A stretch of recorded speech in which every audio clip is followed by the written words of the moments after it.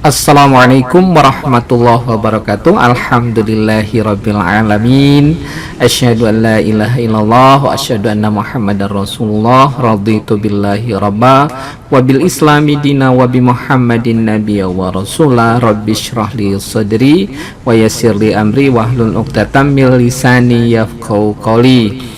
Senang sekali berjumpa dengan Anda semua ya, di mana saja Anda berada. Kita belajar, kita sharing ya, ilmu yang sangat bermanfaat dan mungkin langka, jarang dibahas oleh saudara-saudara kita nih. Tapi ini menentukan bagaimana produktivitas ternak kita tentunya ya.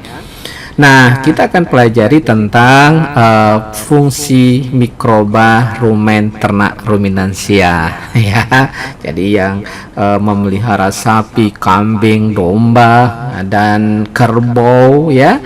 Ini ya paling tidak mengetahui ya fungsi apa sih fungsi mikroba di dalam rumen tersebut.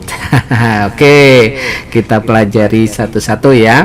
Nah, mikroba dalam rumen ternak ruminansia itu memiliki peran yang sangat penting dalam pencernaan dan metabolisme ternak tersebut tentunya ya. Nah, ada beberapa fungsi utama mikroba rumen dalam sistem pencernaan ternak ruminansia. Yang pertama jelas ya, pencernaan serat. Jadi mikroba rumen membantu dalam pemecahan atau mencerah serat-serat kasar yang terdapat dalam pakan ternak ruminansia seperti rumput ataupun jerami, limbah pertanian atau apa saja ya sumber hijauan yang diberikan pada ternak. Nah, mikroba ini nantinya memproduksi enzim-enzim yang mampu mengurai selulosa, hemiselulosa, dan lignin yang terkandung dalam serat tanaman menjadi komponen yang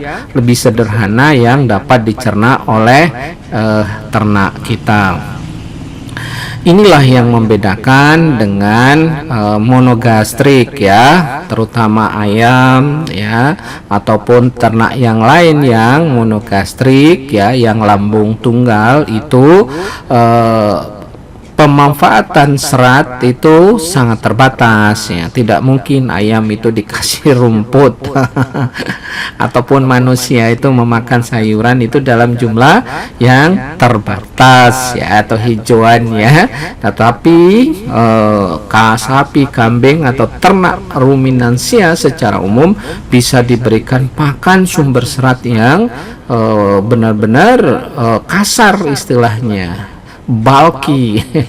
ini yang salah satu keuntungan ya di dalam ternak ruminansia ini ya. Jerami masuk baik jerami padi, jerami apalagi, jerami jagung, jerami kacang tanah ya, semuanya bisa diberikan. Inilah salah satu strategi nantinya bagaimana kita bahwa memanage pakan itu, bagaimana supaya ternak kita terutama di musim kemarau itu bisa kita siapkan ya, dengan tahu bagaimana kita fungsi daripada mikroba ini. Nah, kemudian yang kedua, fermentasi karbohidrat ya. Mikroba rumen yang bertanggung jawab untuk mencerna karbohidrat kompleks, misalnya amilosa ya, dan amilopektin ya dalam biji-bijian dan pati dalam pakan menjadi asam lemak rantai pendek ataupun asam lemak volatil atau dikenal dengan VFA.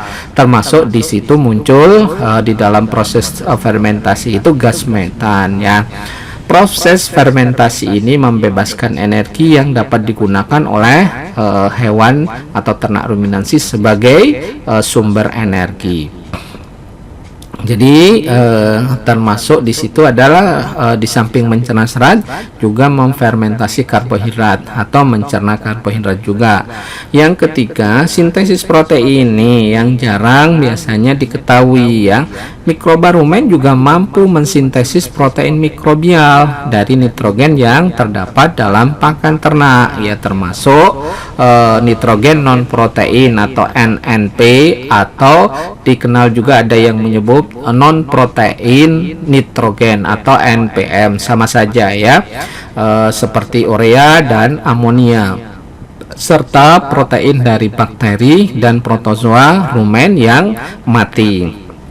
Nah, protein mikrobial ini kemudian dapat diserap oleh hewan sebagai sumber protein yang sangat penting dan berkualitas bagi pertumbuhan dan produksi. Nah, khusus ya, sumber protein pakan yang bagus biasanya diproteksi ya, jadi supaya dia bypass, tidak dirombak ataupun tidak dihancurkan di dalam rumen. Jadi dikenal dengan protein bypass. Ini juga bisa dijadikan strategi di dalam proses pemberian pakan nantinya, supaya nih sumber protein yang berkualitas itu langsung dicerna, jangan sampai dibongkar habis oleh atau difermentasi oleh mikroba di dalam rumen. Nah, yang keempat ya, fungsi dari mikroba ini yaitu memetabolisme nitrogen.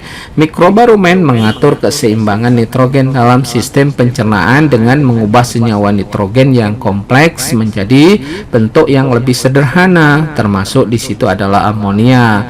Nah, proses ini membantu dalam menjaga keseimbangan nitrogen dalam pakan dan mengurangi kehilangan nitrogen dalam kotoran ya. Nah, yang kelima, pengurangan gas metan ya, yang sering kadang-kadang kita disinyalir termasuk istilahnya berkontribusi terhadap gas metan. Ternyata ya, salah satu bisa mengurangi gas metan, meskipun mikroba rumen juga ya ada yang menghasilkan gas metan sebagai produk sampingannya dari proses fermentasi tersebut. Beberapa jenis mikroba dapat membantu memanfaatkan ya, mengurangi produksi gas metan melalui proses biokimia tertentu. Hal ini dapat membantu dalam mengurangi jejak karbon dan peternakan ternak. Jadi di satu sisi bisa menghasilkan gas metan, tetapi ada mikroba tertentu yang memang bisa menekan gas metan. Balik-balik nanti bagaimana kita mengatur strategi kita di dalam formulasi ransumnya. Nah, dengan demikian mikroba rumen memiliki peran krusial ya dalam mencerna pakan serat kasar, mengubahnya menjadi sumber energi dan protein yang dapat diserap oleh hewan ruminansia, serta dalam mengatur keseimbangan nutrisi dalam sistem pencernaan ternak yang kita pelihara. Oke, kita lanjut ya. Kita lanjut pada yang lebih spesifik, fermentasi karbohidrat oleh bakteri. Nah, fermentasi karbohidrat oleh bakteri dalam rumen ternak ruminansia adalah proses yang sangat penting ya di dalam pencernaan pakan ternak tersebut. Nah, berikut ini beberapa langkah utama ya di dalam proses fermentasi karbohidrat oleh bakteri rumen. Yang pertama ya, hidrolisis. Nah, proses dimulai dengan hidrolisis karbohidrat yang kompleks ya, yang polisakarida seperti amilosa, polimer dari glukosa, dan amilopektin, polimer dari glukosa bercabang, dan menjadi nanti yang lebih sederhana, unit-unit glukosa yang lebih sederhana. Nah, ini dilakukan oleh enzim-enzim yang diproduksi oleh mikroba di dalam rumen seperti amilase dan glukoamilase dan lain-lain ya. Yang kedua, setelah proses hidrolisis terjadi proses fermentasi ya. Nah, glukosa dan karbohidrat sederhana lainnya kemudian difermentasi oleh siapa? Oleh bakteri rumen menjadi asam lemak rantai pendek, asam lemak volatil atau volatile fatty acid ya, yang terdiri dari nanti yang jumlahnya proporsinya cukup besar itu asetat, propionat, dan butirat, dan termasuk di situ hasil ikutannya adalah gas metan. Nah, Bakteri rumen ya mengubah glukosa menjadi asam astat, asam propionat, dan asam butirat melalui serangkaian reaksi fermentasi ya. Jadi itu nanti sumber energi utama untuk ternak ruminansia itu adalah volatile fatty acid ya, yang terdiri dari asam astat, asam propionat, dan asam butirat. Nah, yang ketiga seperti digambarkan tadi, produksi asam lemak rantai pendek yang dihasilkan seperti asam astat, asam propionat, dan asam butirat adalah sumber energi utama bagi hewan ternak ruminansia. Jadi harus dibedakan ya dengan ternak monogastrik termasuk manusia. Kalau kita lebih banyak mengandalkan glukosa. Nah, tetapi ternak ya energi utamanya itu adalah volatile fatty acid yang terdiri dari asam astat, asam propionat, dan asam butirat. Nah, asam-asam lemak ini nantinya akan diserap di dinding rumen dan digunakan sebagai sumber energi untuk metabolisme hewan atau ternak yang kita pelihara. Kemudian yang keempat ya, menghasilkan gas metan ya. Sebagian kecil dari karbon dioksida ya, CO2 dan hidrogen yang dihasilkan selama fermentasi digunakan oleh archaea metagonik ya, dalam metanogenik ya, archaea metanogenik dalam rumen untuk menghasilkan gas metan. Gas metan ini kemudian dilepaskan dari tubuh hewan atau ternak melalui peristiwa atau proses eruktasi atau pengeluaran gas melalui mulut. Nah, ini ya supaya tidak di apa namanya ya, dituduh terus ya. Kita bisa mengatasi supaya bisa mengurangi gas metan ini dengan cara formulasi ransum yang tepat ya, sehingga gas metannya tidak terlalu banyak ya di ini. Tetapi ingat tadi sudah kita gambarkan bahwa ada juga ya bakteri yang memang bisa memanfaatkan gas metan ini. Nah, yang kelima, sintesis protein mikroba atau dikenal dengan sintesis protein mikrobial ya. Selain itu, beberapa bakteri dalam rumen yang menggunakan karbon dan nitrogen dari karbohidrat untuk mensintesis protein mikrobial ya. Protein ini terdapat menjadi sumber protein yang penting bagi hewan atau ternak ruminansia. Nah, fermentasi karbohidrat oleh bakteri dalam rumen membantu memecah komponen pakan yang kompleks menjadi bentuk yang lebih sederhana yang nantinya dapat dicerna dan diserap oleh hewan ruminansia sebagai sumber energi dan nutrisi. Nah, proses ini merupakan bagian integral dari sistem pencernaan rumen yang efisien. Oke, selanjutnya kita akan bahas tentang fermentasi karbohidrat ya, karena di situ ada peran juga protozoa, tidak hanya bakteri. Nah, fermentasi ini oleh protozoa ini dalam rumen ternak ruminansia juga merupakan proses yang sangat penting karena jumlahnya cukup banyak protozoa ini. Yang pertama yang dilakukan oleh protozoa ini adalah bagaimana dia melakukan penghancuran selulosa dalam jumlah terbatas ya. Protozoa rumen memiliki organel bernama kantong membran yang membantu dalam memecah selulosa dan serat-serat kasar lainnya yang terdapat dalam pakan ternak. Mereka menggunakan enzim yang dihasilkan dalam kantong membran ini untuk merombak serat-serat tersebut menjadi fragmen-fragmen yang lebih kecil. Kemudian yang kedua itu adalah sama proses fermentasi ya. Keunggulan protozoa ini dia punya alat gerak, jadi bisa mobile, dia bisa berkeliaran. Tetapi pada kondisi tertentu pakan yang nggak bagus ini juga harus hati-hati karena bakteri bisa dimangsa juga sama protozoa ini. Nah, jadi kembali fermentasi setelah selulosa dan serat-serat lainnya dipecah ya sama protozoa menggunakan fragmen-fragmen tersebut sebagai sumber karbon untuk proses fermentasi. Nah, mereka akan menghasilkan asam lemak rantai pendek seperti asetat, juga ada propionat dan butirat sebagai produk fermentasinya. Yang ketiga, jelas itu sintesis protein seperti bakteri rumen. Beberapa jenis protozoa rumen juga mampu ya mensintesis protein mikrobial dari nitrogen dan karbon yang terdapat dalam pakan. Nah, protein mikrobial yang dihasilkan oleh protozoa ini juga dapat digunakan sebagai pakan yang bagus, yang berkualitas untuk ternak ruminansia sebagai sumber protein.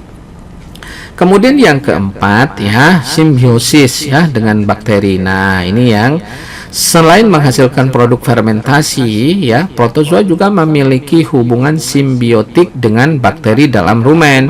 Mereka membantu di dalam memecahkan serat-serat kasar yang lebih kompleks ya, yang memungkinkan bakteri untuk nanti lebih efisien di dalam proses memfermentasi karbohidrat itu ya. Ingat, dalam kondisi yang normal ya, pakan bagus, simbiosis ini bisa berjalan ya sangat kondusif. Tapi perlu diingat, kalau kondisinya kurang bagus, misalnya pakan tidak bagus ya, kekurangan pakan di musim kemarau, ini juga harus diketahui juga.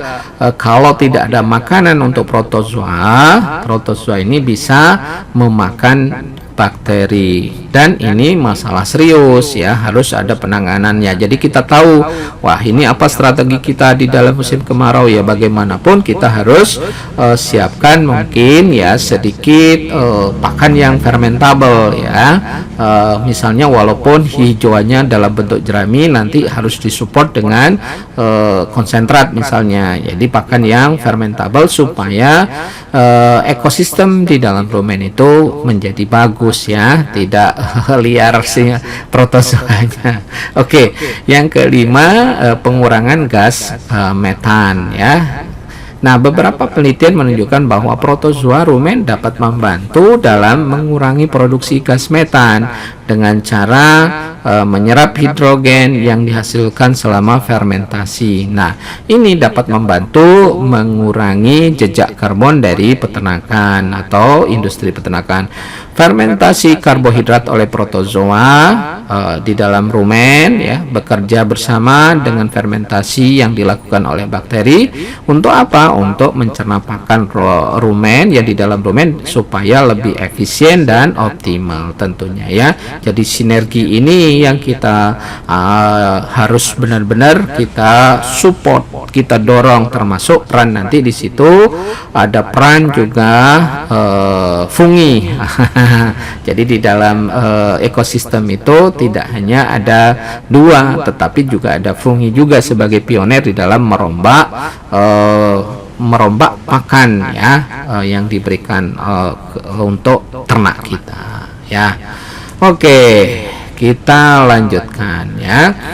Nah, sekarang kita akan bahas perubahan unsur nitrogen di dalam rumen. Di dalam rumen ternak ruminansia terjadi sejumlah perubahan pada unsur nitrogen terutama ya, merupakan bagian penting dari proses pencernaan dan metabolisme.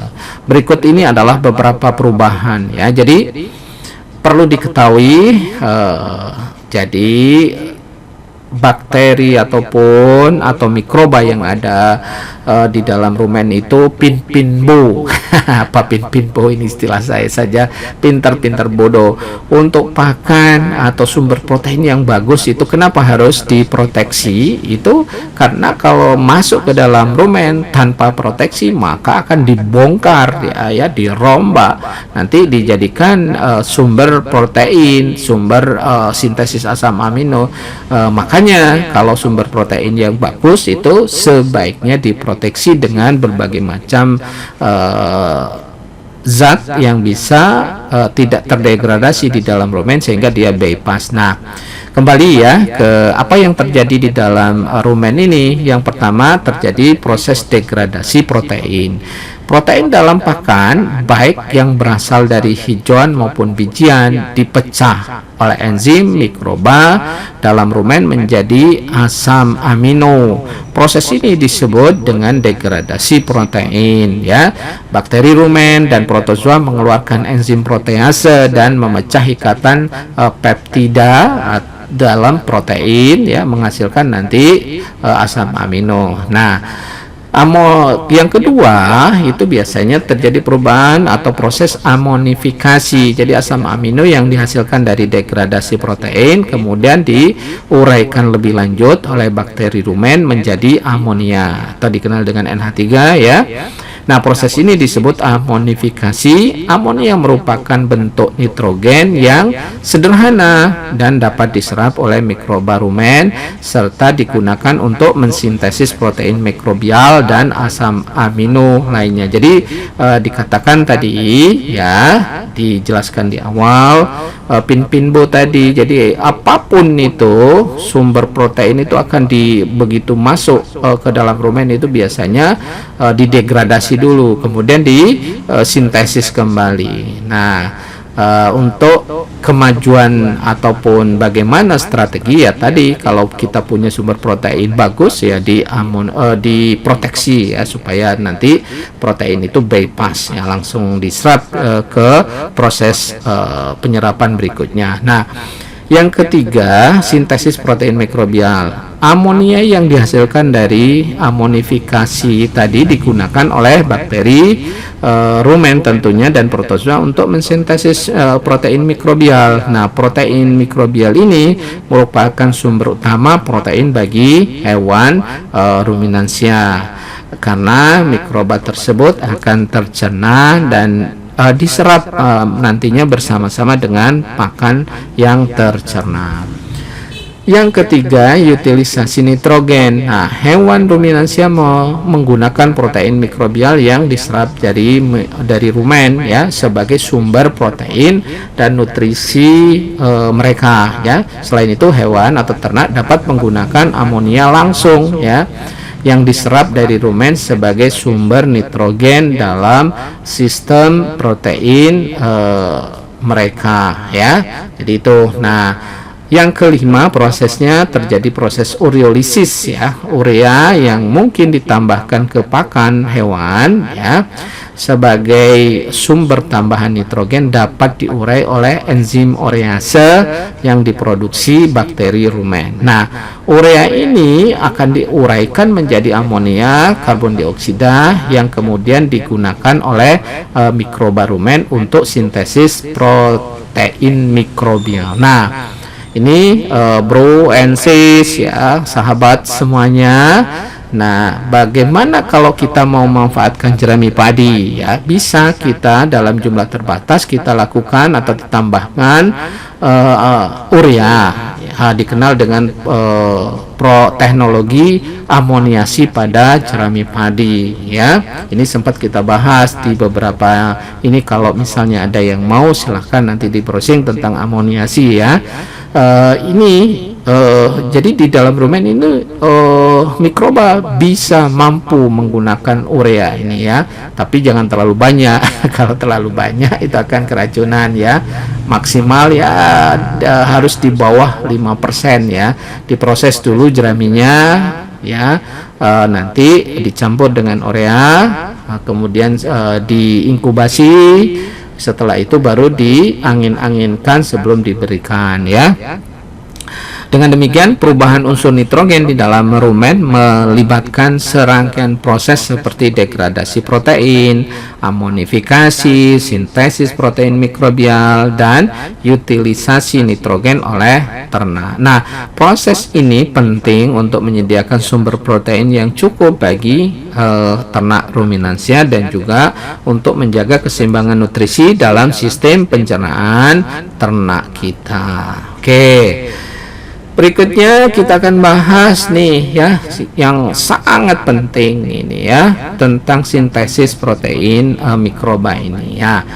Sintesis protein mikroba dalam rumen ternak ruminansia adalah suatu proses yang sangat penting dalam menyediakan sumber protein ya, yang dapat dicerna dan diserap oleh ternak. berikut ini adalah beberapa langkah. Yang pertama tadi ya sempat kita jelaskan, amonifikasi. Jadi proses ini dimulai dengan amonifikasi, di mana bakteri rumen dan protozoa mengubah nitrogen yang terdapat dalam substrat ya di dalam makanan tentunya, seperti asam amino ataupun amonia menjadi asam amino bebas. Amonia ini yang berasal dari degradasi protein ataupun urea diubah menjadi asam amino melalui serangkaian reaksi biokimia tentunya ya di dalam rumen. Kemudian ada proses yang namanya transaminasi. Asam amino yang dihasilkan kemudian mengalami transaminasi, yaitu proses di mana asam amino satu dengan yang lainnya bertukar gugus amina dan karboksil. Nah, ini akan membantu berbagai jenis asam amino yang diperlukan untuk pembentukan protein. Nah, yang ketiga, penggabungan asam amino tersebut ya.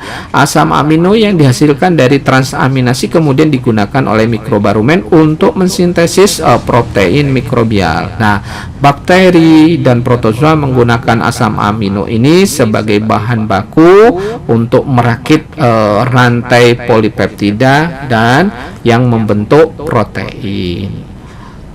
Oke, yang keempat, ruang pencernaan khusus.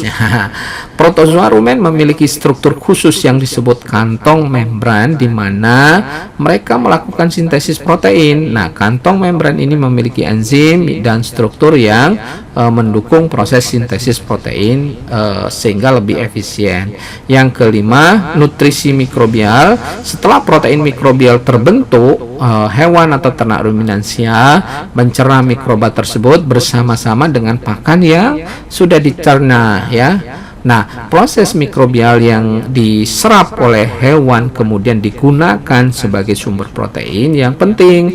Untuk apa? Untuk pertumbuhan, untuk reproduksi, untuk produksi susu ataupun daging ya. Jadi itu sangat strategis ya. Jadi sangat berkualitas jadi protein mikroba ini. Nah, jadi sintesis protein mikrobial sangat penting karena memberikan kontribusi yang sangat signifikan terhadap asupan protein hewan ruminansia atau ternak ruminansia.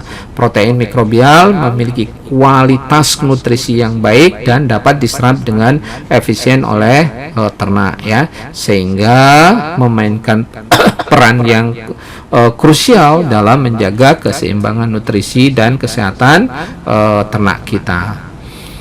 Oke, sekarang biar lebih menukik lagi keuntungan ya, ada proses sintesis protein oleh mikroba ini ya.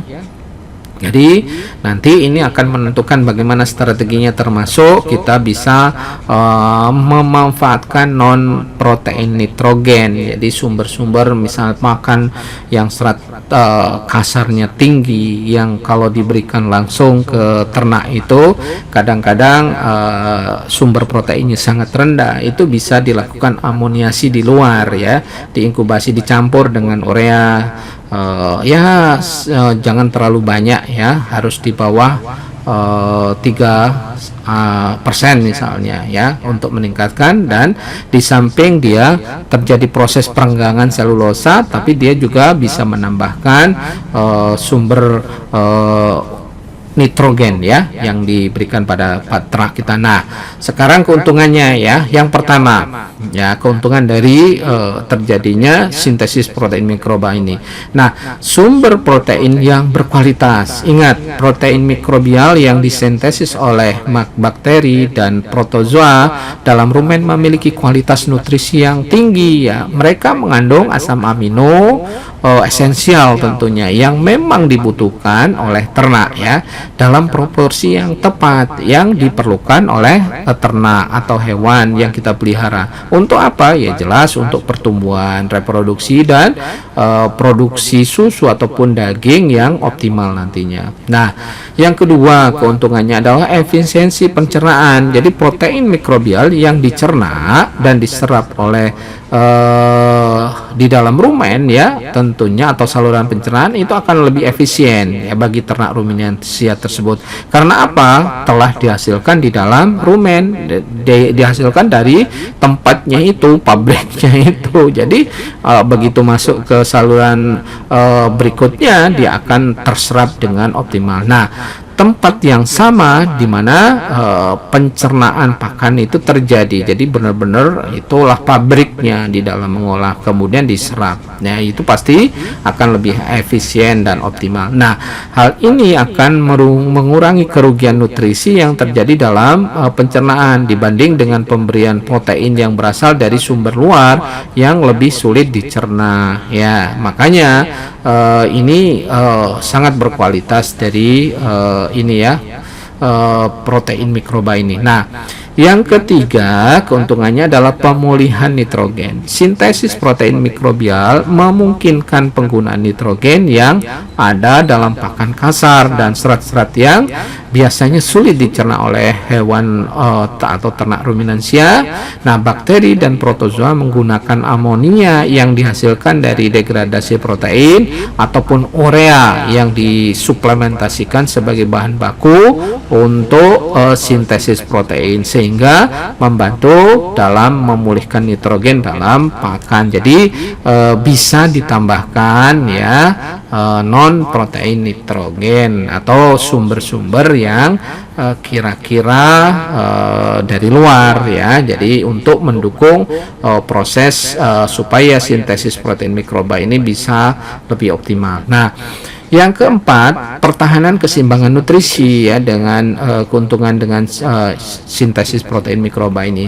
Dengan menyediakan sumber protein yang berkelanjutan, sintesis protein mikrobial membantu di dalam menjaga keseimbangan nutrisi yang optimal dalam sistem pencernaan ternak ruminansia. Hal ini penting untuk mendukung pertumbuhan, reproduksi, produksi dan efisiensi dari ternak ataupun hewan yang kita pelihara.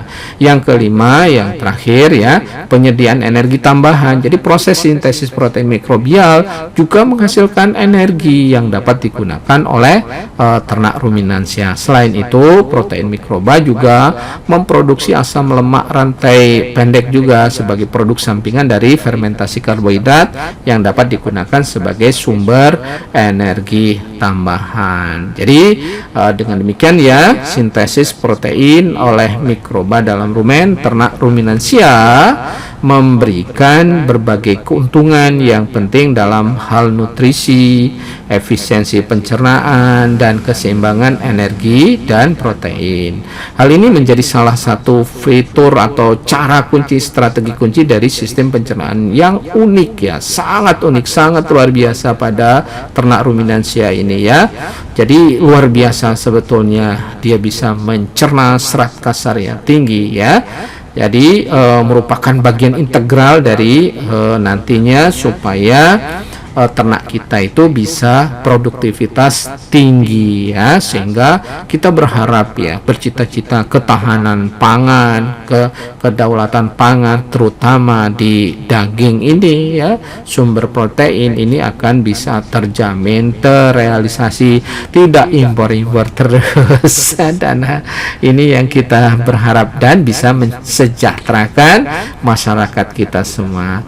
Mungkin cukup sekian yang bisa disampaikan ya. Terima kasih semuanya, semoga Anda semua bisa berkarya bersama kita semua. Nasrun minallah wa fatun qarib. Wassalamualaikum warahmatullahi wabarakatuh.